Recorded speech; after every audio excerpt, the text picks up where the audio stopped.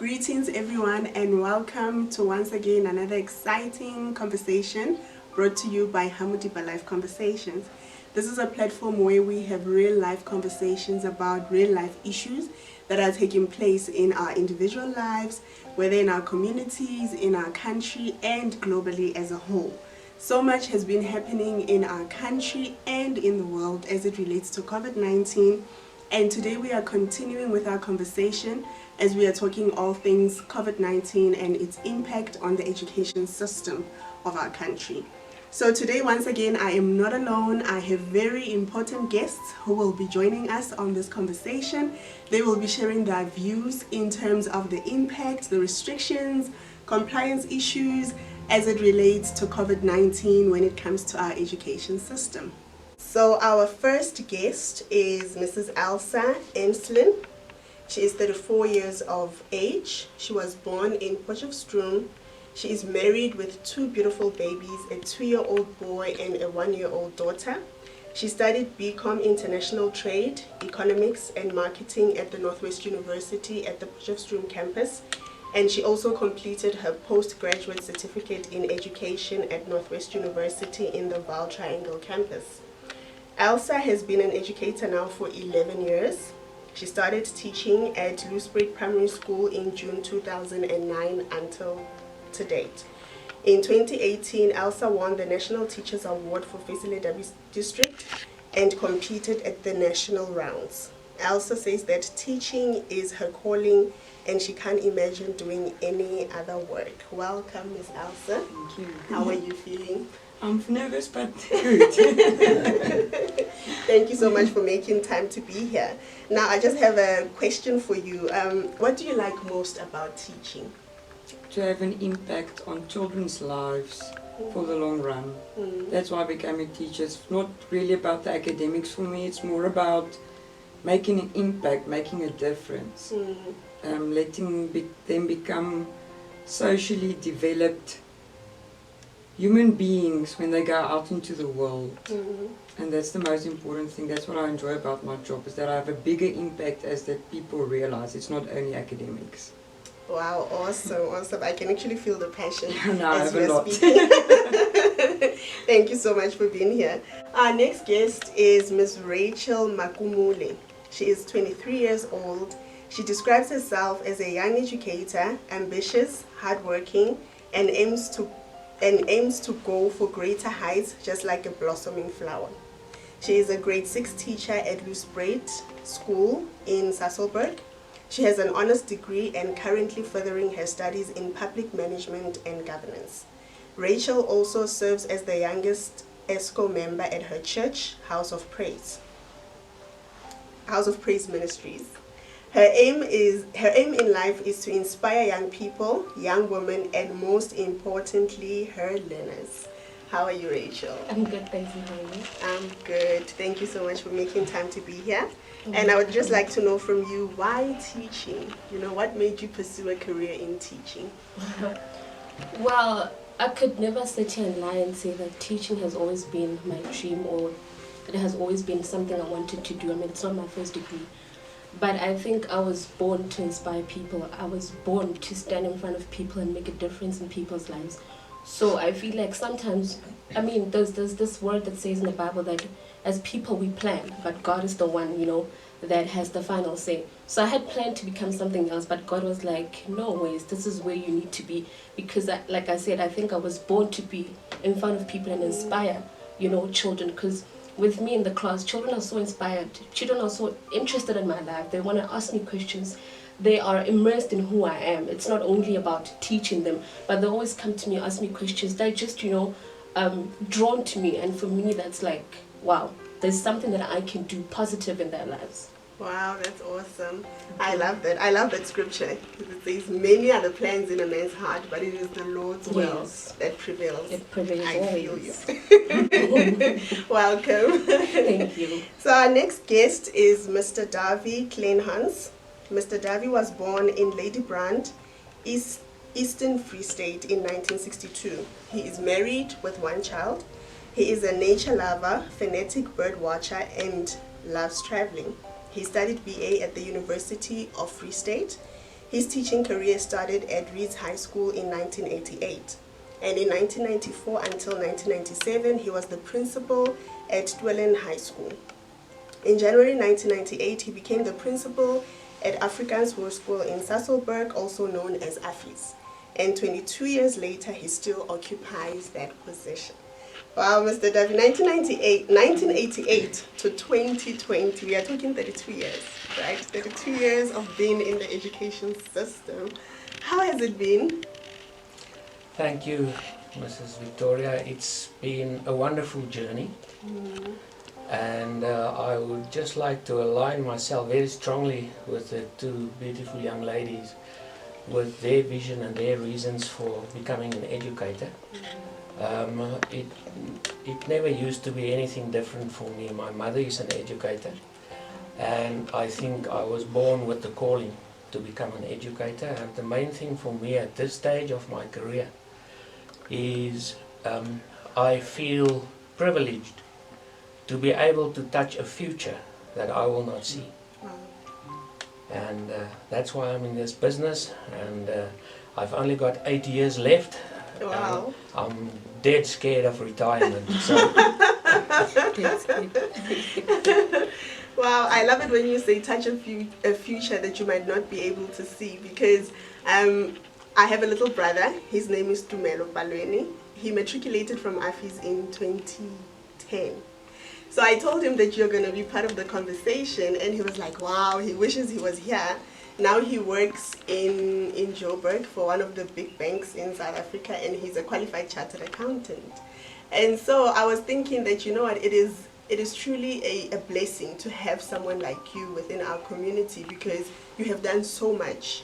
And there are men and women now who are successful who might not even get an opportunity to say thank you. So I would like to take this opportunity and say on their behalf, thank you so much for your time, for your sacrifices, for everything that you have done for this community. Sure, that's very humbling. Thank you. Thank you so much. Okay, so the first question is for all of you. What I would like to know is, how was it going back to work after, I think it was almost 2 months, right? Mm-hmm. From March until, when did you go back? The 25th of May. Mm-hmm. So how was it, you know, going back, especially when you heard the minister saying, now we have to go back, now you know, it's time. How was it? I was really excited. Yeah, we missed out a lot, so we've been nervous. I was really nervous.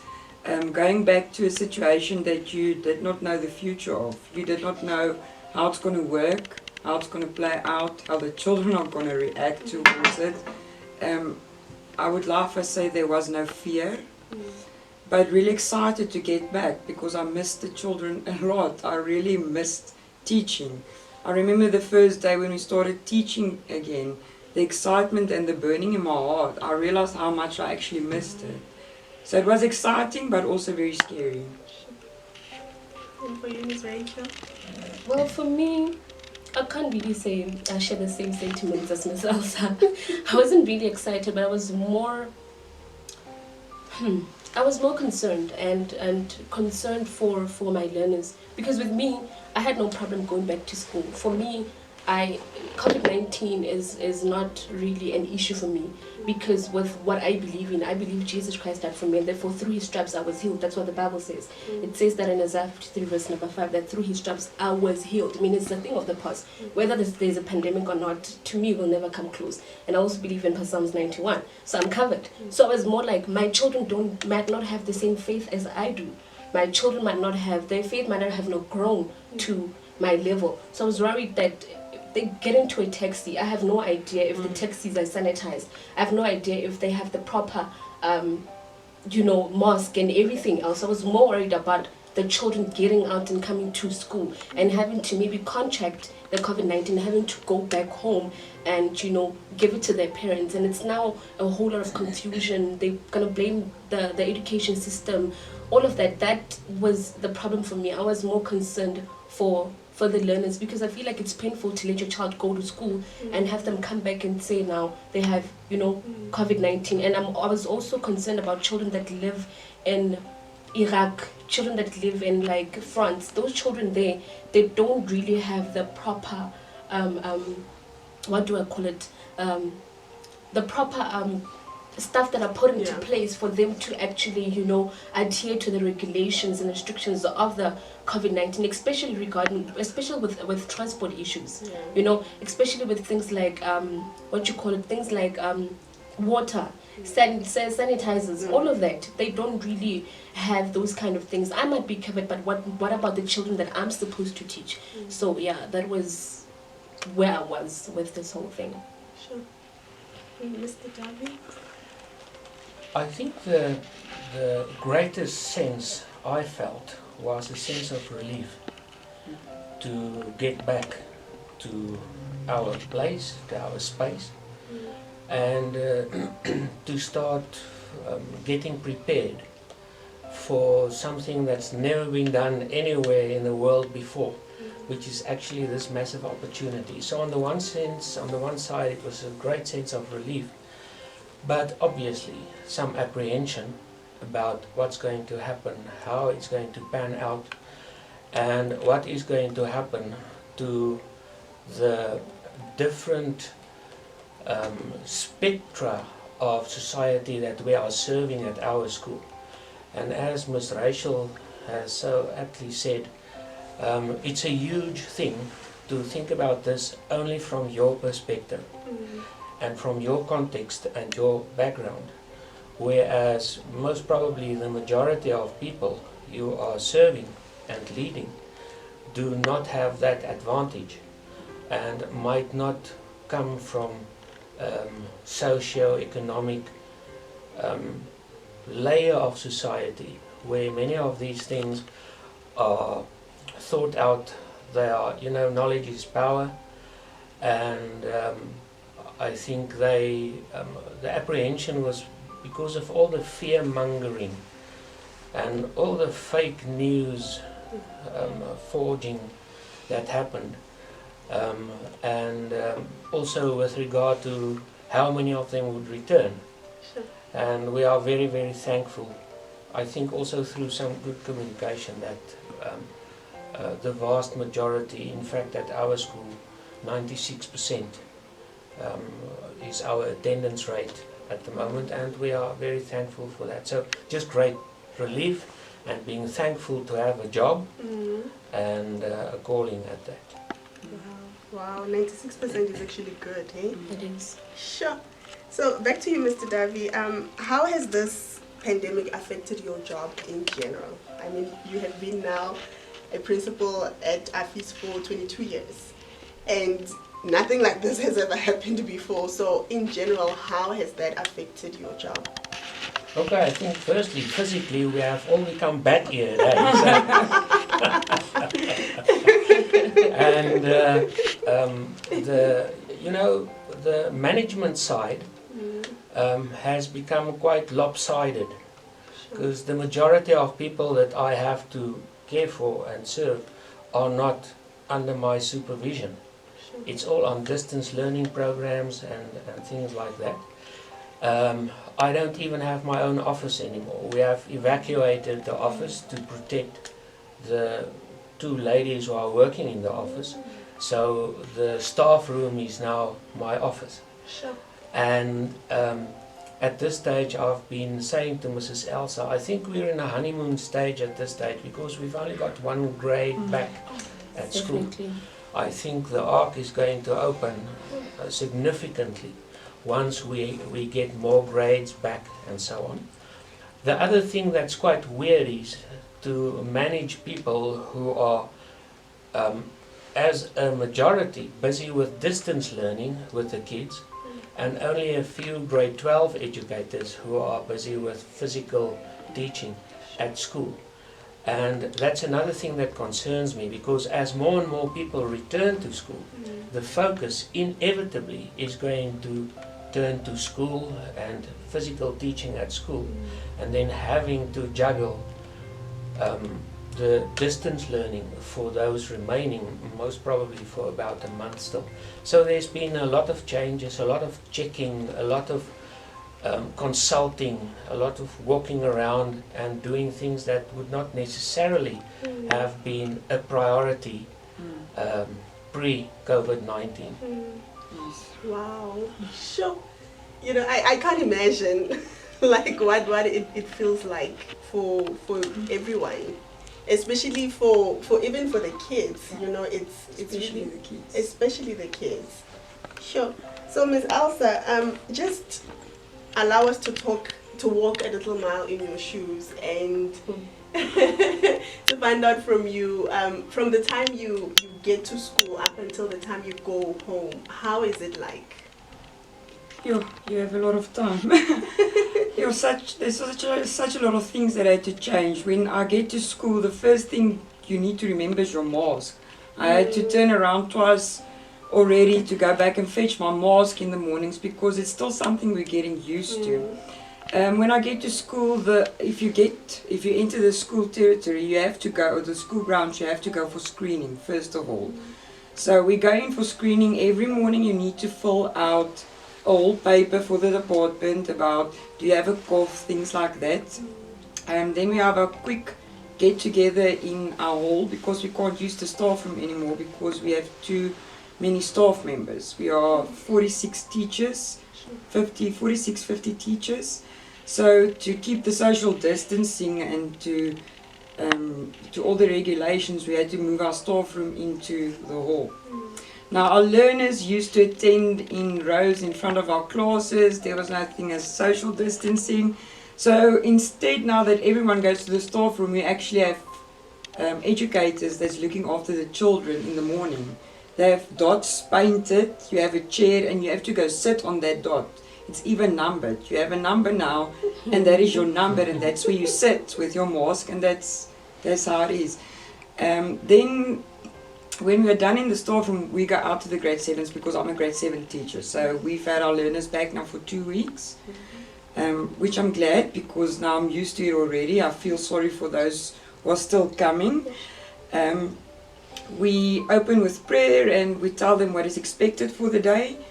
And then it starts with keeping them apart. Now we have to get to our classes, which used to be a bit difficult, but now it's just you have to constantly, even though they are 13 years old, you constantly have to say, listen, keep your social distancing, mask on, because we are social human beings. We like touching, we want to, hug and things like that, and to keep the children apart is quite difficult.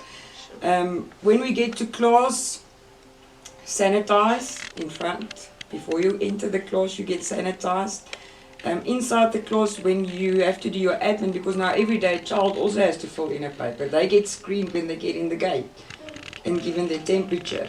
So then I have to hand out these papers, which people don't think of is handing out papers now in class is an issue. Yeah. Because you're breaking 1.5 social distancing. So I have a little table at the front and then one by one would come up to the front to fetch their paper, which takes more time. And when you want to take it in, they have to come one by one to the front and then come put it back. So that has also changed. Then we don't let the learners move class anymore.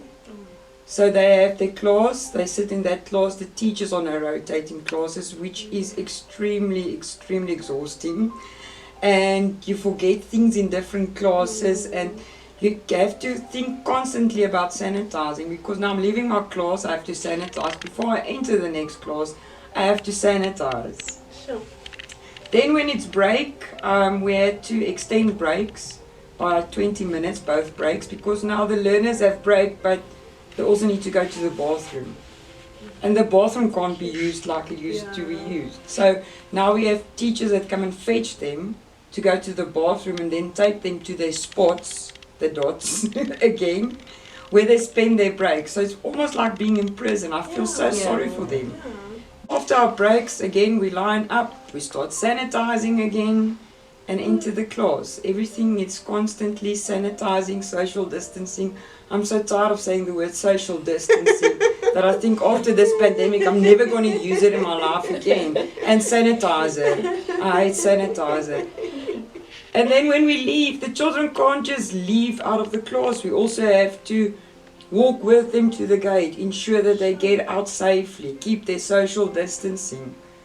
So it's quite exhausting. It's really exhausting. The constant thinking of not just protecting yourself, Exactly. but protecting them is a constant thing. And there's so many, we have a group now, I'm the grade 8 for the grade 7s, and I send messages. At the first few days I would send them videos, I would send them photos, I would send them information, because parents are scared, they don't know what to expect, and they can't enter the school grounds to see how we do it. So to put them at ease, I thought best to myself to make little videos and just put it on there so that they can see what is happening. Even sending a learner now to the bathroom during class time is a gamble. You have to get someone to assist them to the bathroom. You can't leave them alone. And I can't leave my class because then someone starts playing with the sanitizer or start grabbing each other's masks or things like that. So it's very exhausting. It's really exhausting when I get home at the end of the day. I just said it feels like I'm already teaching 8 weeks. Sure. Just of the exhaustion level of how things have been. Yeah, sure. I really can't imagine. I think the kids are worse off than any of us because of social distancing, and it's really like being in prison now.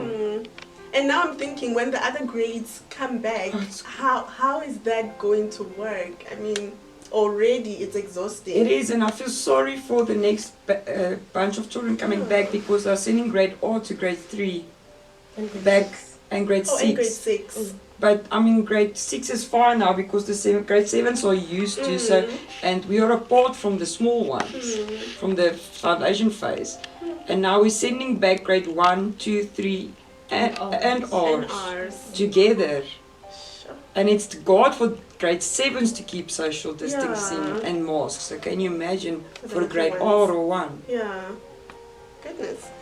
Okay, Ms. Rachel, you are teaching grade 6, right? Yes. So, and only the grade 7s have been back at school. So what do you do? How does it work? Do you teach some of the grade 7s, or there's other work that you do during the day? Oh, okay. No, there's other work that I do during the day, which is like duty. Like for this week, I've been on morning duty. So what happens is that in the morning, we make sure when the children get to school at the gate, we make sure that they social distance. We make sure that they have got their mask, that when they enter the school, that they're sanitized and that their temperature is taken. And then we take them to class and make sure that they are in their places, especially this week, because this week has been really cold. So then the deputy principal came with a suggestion that we let the children go into class and sit at their table. So what I do then is stand at the door and welcome the children, make sure that they're sanitized and that they sit in their places, and I kind of like entertain them while they're still doing that. So it's not like too boring and stuff. And like I said, they like me, so they like asking questions and we like making jokes and stuff. So yeah, I do have other duties, like also break duties, like Miss Elsa really mentioned. With the break duties, I need to go to a specific class that I'm assigned to and then take the children to the toilet duty, and then when we come back, then we have our break, and then I also have to watch over them, make sure that they're social distancing, because they forget sometimes, and make sure that then when they're moving around, because what they like doing is like they eat and eat and eat and they want to go to the dustbin and throw, and that's the only time that's the advantage they take of going to the dustbin and moving and throw, and they feel a bit excited. I'm like, hey, don't forget, you just go to the dustbin and coming back to your spot. So they kind of like forget. But what was interesting for me is that this one time as they were sitting, there was 4 girls sitting on their spots, and as they were sitting, there's this game that they usually play, but they usually played with their hands, but this time they played it in the air, and that was, for me, it was like, oh, okay, at least you guys are making something out of this. You're not just sitting there like, oh, this is so boring, like this COVID-19 thing. But they actually tried to play in other ways, play social distancing, you know. So for me, but those are the duties that I have. I'm not teaching at the moment, but I'm just helping. I have other duties like taking care of the children and helping them. Because imagine Miss Elsa needs to go for break. She needs to look after the children. She needs to also, you know, get a break and grasp and do whatever she has to do in order to get back her strength. So we are there then at break times and in the morning while she's, Wow. So we must all find ways to actually make it work. So the children are really trying to make it work. They're just not sitting there. And they're also sing and they also dance, but in their own spots. And they also do whatever they can do to entertain themselves while they're sitting there. So they're just not there sitting and be like, oh, this break is such boring. But I think they're getting used to it. It's been 2 weeks now, so they're getting the hang of it. Wow. Awesome. Mr. Davi, in terms of your observations, are the learners complying with the restrictions and the staff? Because last week we spoke to the learners and they gave us their views. But I was very interested I actually wanted to ask them, is the staff complying? So I thought, no, I'll ask it this week. So Yeah, I think once again, in our sphere of control, they are complying because they haven't got much of a choice, do they? The problem starts once they get out of the gate and in the process of coming to school. Once again, I think we are in a honeymoon period because we are dealing with young adults at our school, and they've been thoroughly briefed and orientated. But I just take my hat off to the people in the primary schools dealing with these young people. And the African culture is a culture of closeness and touch and ubuntu and cooperation and talking and boisterous nature, So the people are complying, although I think there's a great dichotomy that they have to deal with in regard to what they face at home or in their local community and what's been required of them at school. And I think they experience it like kind of jail-like and very draconic. But that's the regulations, that's what the rules are supposed to be. And it's quite a challenge to lead them and guide them sympathetically. Because obviously disciplinary codes have had to be revamped and redrafted and so on.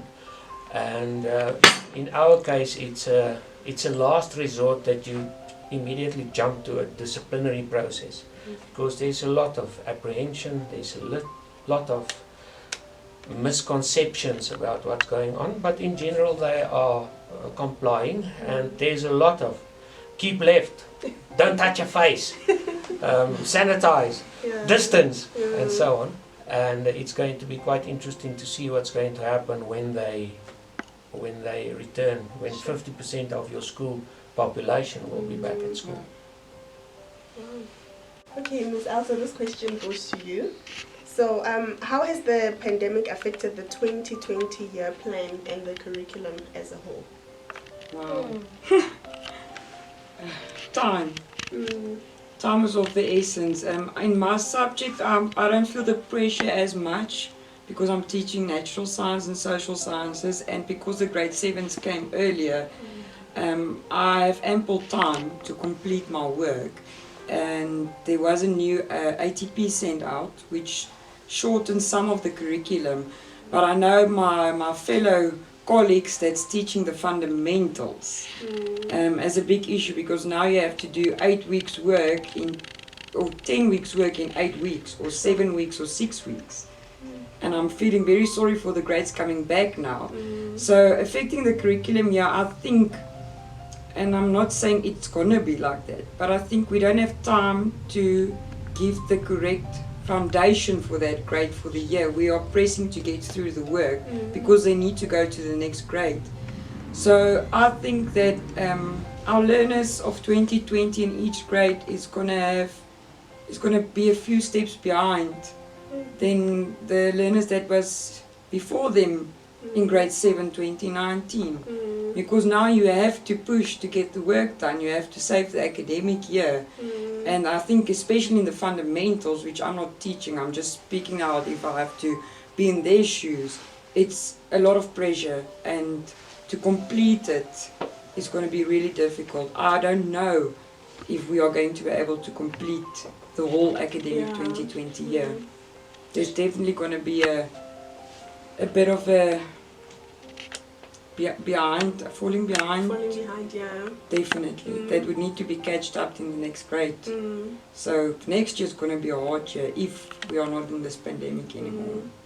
And then in terms of the education department, are they open for schools to communicate to them and say we are behind? There's no way that we will be able to catch up with everything. I think you must ask that question, because I don't work with the department, and sometimes I'm scared I'm going to say something wrong. Yeah. Mr. Kleinhans would really have the answer to that for you, for sure. Well, first of all, I think we must start at the top. I am so thankful that I'm not in Mema Muchega's shoes. I think it's the hottest seat in the country at this stage. And she's got nowhere to go to learn, Sure. nowhere in the world. We got to figure this out as we are going.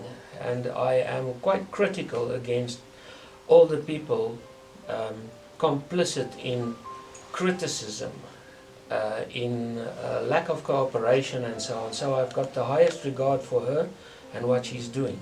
I do have a few points of criticism, but I think that's not the topic of this conversation. The department is doing their best. We must remember that Fezile Derby was the #1 district in the country and currently #2 something, but consistently #1 district in the Free State. And I think things are going well. I think our director is doing his best, although I had a discussion with him yesterday and he's also quite a bit frazzled with all his responsibilities.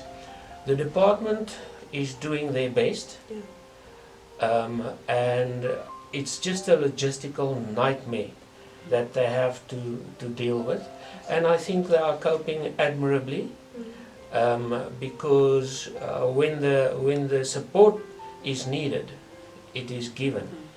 I think one of the issues is that we must realize that they can solve or at least ameliorate a lot of our problems if they know about it. So rather than whining all over the place, go to your circuit manager or whatever and inform them about your problems. We've had a very positive experience, and there's also been we've come a lot closer together in this thing because we've got nowhere else to go. We have to see it through ourselves. So I think they are doing an admirable job. Wow, that's awesome. And Ms. Rachel, back to you. Yes. So I'd like to know from you, what can parents do to support learners and you as educators to make everything as bearable and smooth as possible? Right. Now, as much as parents are not teachers, I think now this is the time to pull up their socks and get into that position, right? Yeah. And just really and try and support the first of all, really try and support the children. If as a parent before you weren't too involved in your child's education, you were more focused on your work and stuff, I think now this is the time where parents can assist us by being more involved. I mean, some of us are sending work through WhatsApp, through Facebook and all these other social apps that we have to our advantage. I think now this is the time where they need to sit down with their children, because I'm not there as a teacher to say, hey Hoto, this is what I mean, Hoto, this is what Galileo did or whatever, which is what we're dealing with now. But parents, I think, now need to step up and really make sure that children understand, because for me, children, if you give a child a book to read or a story to read, they read to answer the questions but not really read to understand, which is more important. What's more important is getting the information and understanding what you're learning about for the long run, and not really just read to. And that is why at the end of the work that I send, I always write there, please remember to read for understanding, and always ask mom and dad to help you to read for understanding, not only to quickly go and answer the questions. So for me, I feel like parents can really help us with that, really get into it, and go extra mile, go to Google, look for activities that are, relevant to what they're doing, go to YouTube, find videos, if you can't, because not all of us are teachers and not all of us have the ability to be able to explain, and some of the parents don't really have the, don't really have the patience. This other woman made a video and she was like, yo teachers, I respect you guys so much, I don't even know how to do maths. And I was, before this pandemic thing, I was really judging you guys. I was there like, you teach us this and this and this and that. But now I can't really do simple multiplication. But you understand that if you can't, really at least try and find videos. Try and find maybe someone who can help your child in this pandemic. So what they can do is really get extra information, get whatever it is that you can do as a parent to really help your child, get the information and just really try and also to try and educate them on this COVID-19 thing even more. Yeah. Let them be educated on what it is, because I heard them talking this one time. I really listened to my learners when they in break time, and this one was like, "Hi, this COVID-19 thing, do you see it?"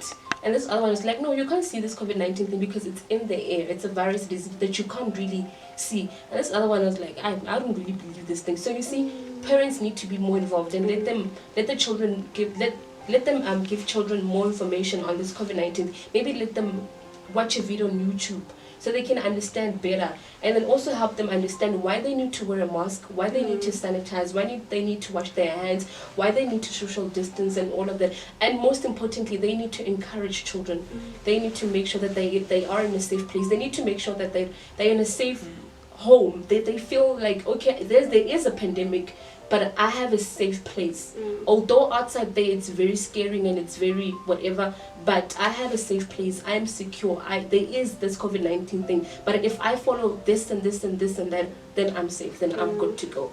Wow, awesome. Yeah. And YouTube is very helpful, hey? It is very helpful. And most of us, we've got like smartphones, and so it really can be done. Yes. Wow, love that. Can I add on there? Yes.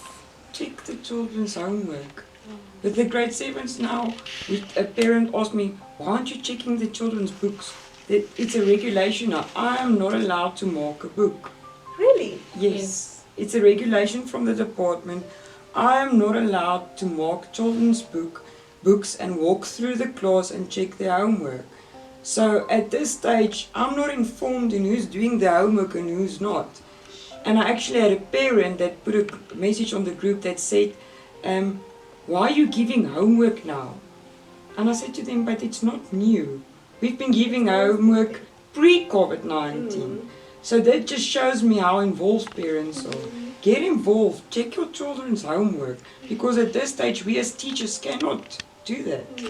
And it's difficult to know who is left behind and who's not. So that would be very helpful. Wow. A simple thing, check the homework. Check homework. Wow, it's going to take all of us to make this work. Yes. Sure. All right, Mr. Davi, this question goes to you.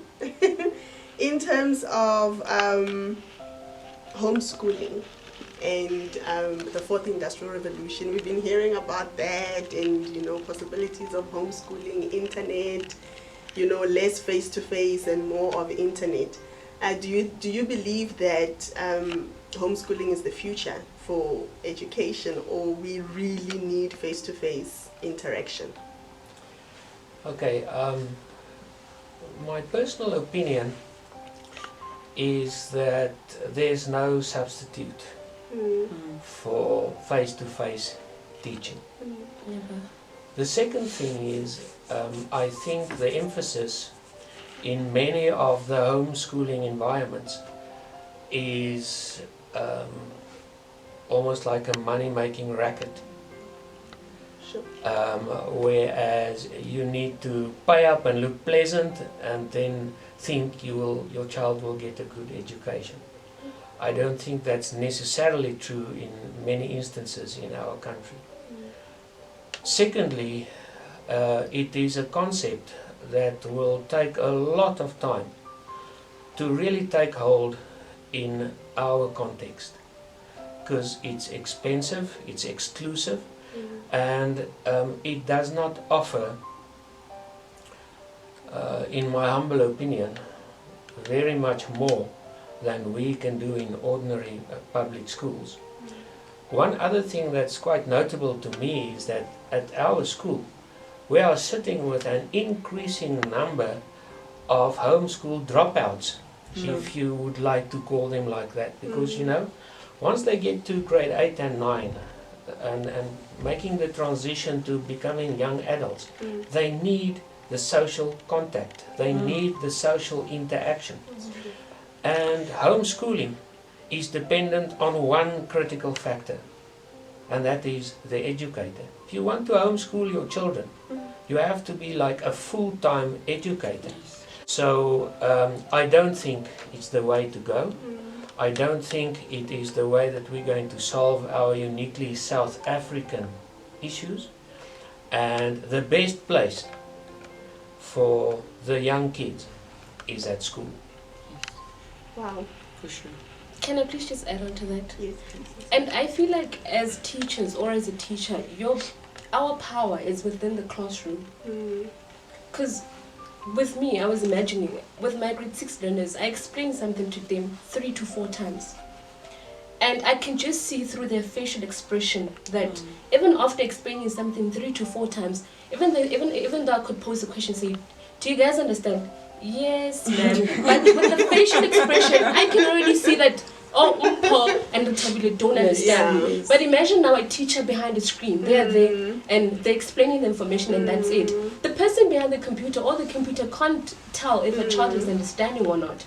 And even though we are in a 4th industrial revolution kind of thing, we still have people who are marginalized. Imagine your children that are living in villages and they're still marginalized. They are not in the fourth industry, even though they're living in a world or a country that is like that.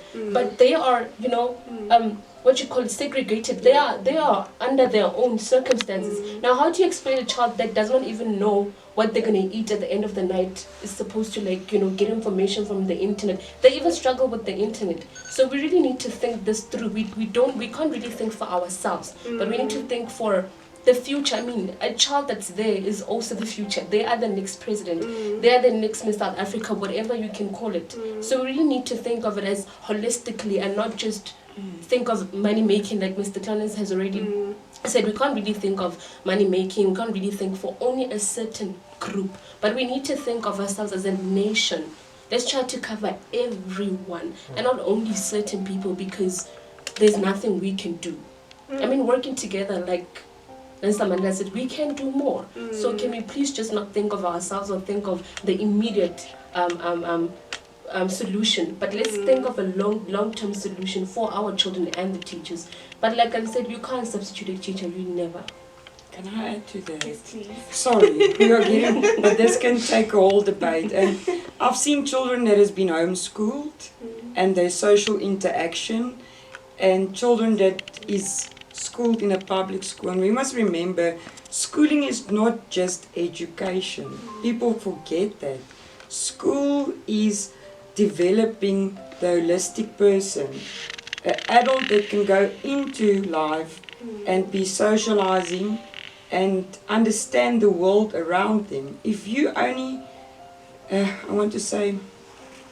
keep them at one place, how are they going to learn how to communicate? We're already at a stage where everyone's just communicating with screens. There's already a problem. If we think of only homeschooling now because of this pandemic, we're going to sit with a generation that's not going to know how to socialize. They're not going to know how to interact. When they go out into the world, they're not going to know what the world is like, because now we are keeping them in a cocoon, keeping them safe. And how did you learn out of your mistakes? By making them. Just sitting at home, being educated, is not going to learn you life lessons. It's not going to learn you to socially interact and what is appropriate social interaction. I don't even want to go to the sport part, which is also a big part of developing. Sure. Yeah, this is a lot. It's really clear that you can't just take it at face value. You really need to go deep into these issues. Wow. We are almost at the end of our conversation, but we can't end it without me asking this question. It's a very sensitive one, but please give me your honest personal views. Everyone has been affected financially in terms of the pandemic. Parents are affected, businesses, even the schools, everyone is affected. And in terms of school fees, I would like to know from you, do you think it's fair that parents should continue to pay school fees, especially for missed time? Or should there be an open room for discounts? Or, what is the way forward? When a parent comes and says, I've lost my job, I've been retrenched, I really can't pay school fees. Is there an open room for conversations such as that? Mr. Kleinmans would know. I have an opinion about it, but I think he's the best one to ask first about this. Okay. It's very clear. Fortunately, we have regulations. There are laws and acts that govern these things. I think in the context of the two schools represented here, the parents and the kids actually have been quite fortunate in that despite the shift in emphasis and the distance that's been created, they have been taught. And school fees is still due by parents. I think responsible governing bodies would look at mechanisms. For example, there are a few modalities. First one is you can give them April and May off, but then they have time to pay till December. Or you can say that you have reworked your budget and so on. But we must remember that we are in the highest quintiles of schools, and parents should take cognizance of the fact that they are liable to pay school fees. Fortunately, when you have a good parent community like I believe we all have, they use the mechanisms and channels created for applying for exemption. And what has happened, there's been an exponential increase in the number of people who have really been struck in the pocket by this. And I think schools should be ready and prepared for that, and accommodate people who used to be good customers, paying customers, and who are not in a position to do that anymore. I think we have not yet hit rock bottom. We are on the way there with regard to the increasing number of parents either losing an income or a large part of their income. And hopefully they will then not just be absent or stay away out of fear or shame or something, and come to the school and talk to the school. Wow. I think what parents must also realize is we, like our school, we have a lot of governing body posts. So stop paying their school fees, it means we're going to lose teachers. And as soon as we lose teachers, we're going to have to make our classes bigger. And that's why they have our children in our school and not other schools, maybe in the townships, because the classes are large numbers. We know they're up to 60 in a class in some township schools. And I think that's why they want their children to come to our school. But we can only do that by school fees being paid and getting extra help. Otherwise, we're also going to end up with 50 to 60 learners in a class, which makes education really difficult and individual attention. So they must also keep that in mind. Wow. Well, for me, like I always say, I think there are two sides of a coin. As much as I agree with what Ms. Elsa and Mr. David Lenans are saying, that's really true. In order for us to have teachers, we need the money, and in order to keep our schools running, we need the money. We can't. Money makes things happen at the end of the day. But I'm here sitting thinking, I know of this child. I think he's doing grade 5, and his mom works in town. She's I could call her a street vendor, right? And obviously, during the first month or 1.5 or 2 months, she couldn't go there and sell. She couldn't go and sell hats or vegetables or tomatoes, whatever it is.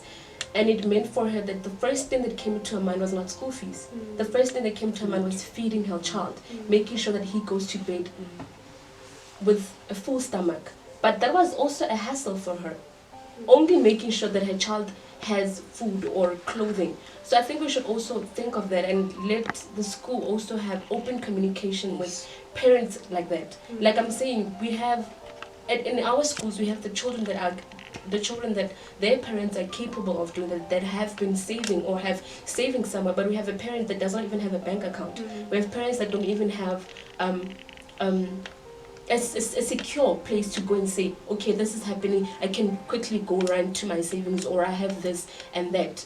They don't even have that. So let us think of both the parents that have the ability to do so, and also of those who are like the street vendors that work there in order. And I remember this other parent was saying, I put you in this school so that you could have a different life from mine. Not because I can afford it, but because I keep pushing each and every single day so that you can go to a school that is like this. Because obviously, like Ms. Elsa is already pointing out, our public schools in the location aren't, in the townships, aren't like our schools in town. They are quite different in terms of the number of classes. how they look, and everything else. There's just a lot more. But can we also just human decency? Can we just let our hearts? Can we just feel what someone else is feeling? Can we put ourselves in their shoes and try and understand that this parent cannot pay school fees because of this and that, not because they don't want to. Well, I love this. These are the real life issues that we really need to talk about. Thank you so much for being here once again. Now, in closing, I would just like you to share a message of hope and encouragement, especially to the learners who are still at home, who will be coming back to school, and even to the parents and your fellow co-workers. I want to say that this too shall pass. We've seen in our history, I'm a history teacher, so we've seen in history many circumstances where human beings have faced big issues like this. I mean, there's the Spain flu that was almost like this in the 1918s. We surpassed that. We can adapt. So this too shall pass. Just keep strong, keep yourself safe, keep to regulations because they are there for a reason to protect you. And then put all your trust in God. God is in control, always. I believe that we are going to hear about beautiful stories coming out of COVID-19, because I always say the enemy comes and he makes things ugly. But God comes and he shines the light and gets the beauty out of the ugliness. So I believe there's going to be post-COVID stories that's going to give us goosebumps. And this too shall pass. Rachel? Well, for me, what I could say to Megan and parents is that hope is a beautiful thing. Keep on hoping. Do not lose hope, because at the end of the day, when everything is all lost, the only thing that keeps us going is hope. I mean, as the Bible says, hope is what is unseen. You don't hope because you have something tangible, but you hope for greater things, right? So I'd say that they should just, keep that hope. And like I said, adhere to the regulations, do what you are supposed to do. And above everything else, believe in God. I was listening to a song this morning and it says that God has never failed and he's not going to start now. Because of this COVID-19 thing, let's not look at it as God is not saying anything. God, what are you doing? He is in control and he knows what he is doing. So he is in control of the situation, even if it doesn't look like that. But like Ms. Elsa has already mentioned, out of this ugly thing, there is something that is beautiful that's going to come. And I think already beautiful stuff already came out of this. We've had people that didn't know that they can encourage or talk to people. But when they started this COVID-19, they were closed in their houses. They started figuring out that they have this gift or whatever. So let's not look at it as only a bad thing. I mean, families had time to come together and spend time with each other. Parents had the time to figure out, oh, this is how my child really is. This is what they like. This is what their habits are. So hope. Let's have hope and do not lose our faith and faith in God. He's got our backs always. He's got our backs. Oh, Mr. David? I would just like to say that the current cohort of Earth dwellers have never had anything like this to face. And what a massive opportunity. And I was looking at an acronym for fear. Fear can be a nice acronym for forget everything and run. Or you can say face everything and rise. This is an opportunity for us to rise, and it shall pass, but we will emerge stronger and better as human beings once we've been through that. And then obviously, I think very pertinently at this stage, let us look at Hebrews chapter 13 verse 5 to 8. He himself has said, I will not leave you, I will not forsake you. Therefore we with confidence can say, the Lord is my helper. I shall not fear. What can man, or in this case COVID-19, do to me? Hey? So best wishes praying for everybody and looking forward to all the opportunities that this is going to offer us. God bless. Thank you for making time to really share your hearts and your expertise. It really means a lot to us, and even of course to your learners. And if I was to sum up this conversation, what I can say is that it takes a village to raise a child. It's going to take all of us coming together and making this thing work. So thank you so much for joining us once again. Please keep safe and God bless.